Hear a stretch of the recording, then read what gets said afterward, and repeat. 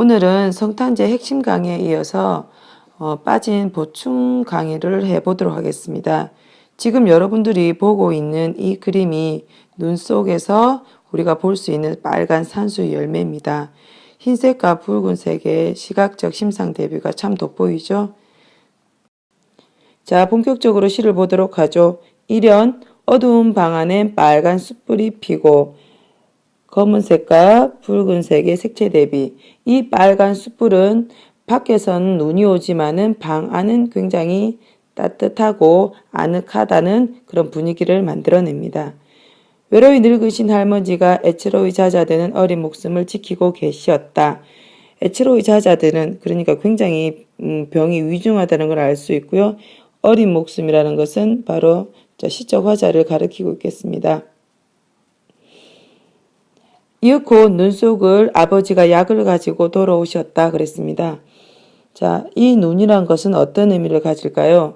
지난 시간에 눈이라는 것이 과거와 현재를 이어주는 매개체라고 본다면 3연에서의 눈은 좀 다른 의미겠습니다. 왜냐하면 이 눈이란 것은 아버지가 약을 구하기 위해서 반드시 눈 속을 헤매야 되는, 즉 이 눈은 아버지가 겪어야만 하는 고난과 역경이라고 보는 거죠. 그래서 아버지가 가지고 온 약, 즉 이 붉은 산수 열매, 이것이 무엇이 되겠습니까? 그렇죠. 아버지의 사랑과 정성이라고 보는 거죠. 왜냐하면 쉽사리 아버지가 얻을 수 있었던 산수 열매가 아니기 때문입니다. 사연, 나는 한 마리 어린 짐승. 자, 나는 한 마리 어린 짐승이다. 이퀄. 그래서 이거는 뭐죠? 일종의 은유법이죠.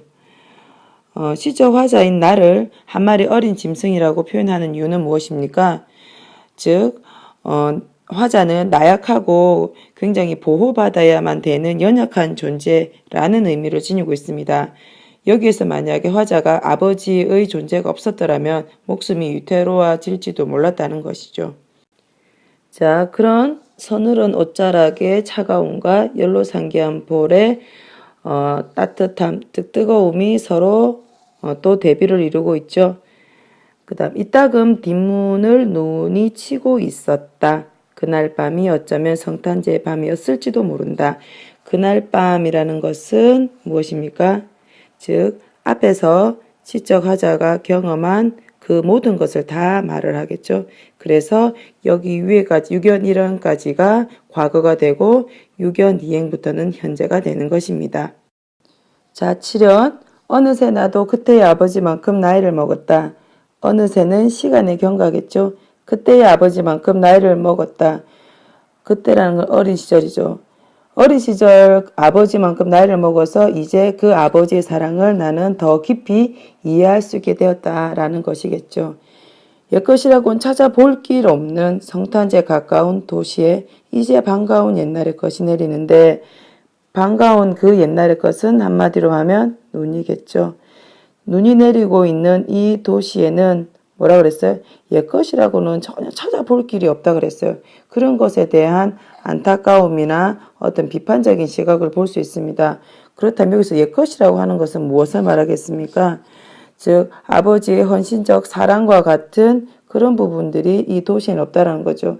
즉 도시의 어떤 그런 삭막함 혹은 어떤 개인적이고 이기적이고 그런 각박함, 이런 도시 문명에 대한 비판이 이 8연에 들어있다라고 볼 수 있는 거죠.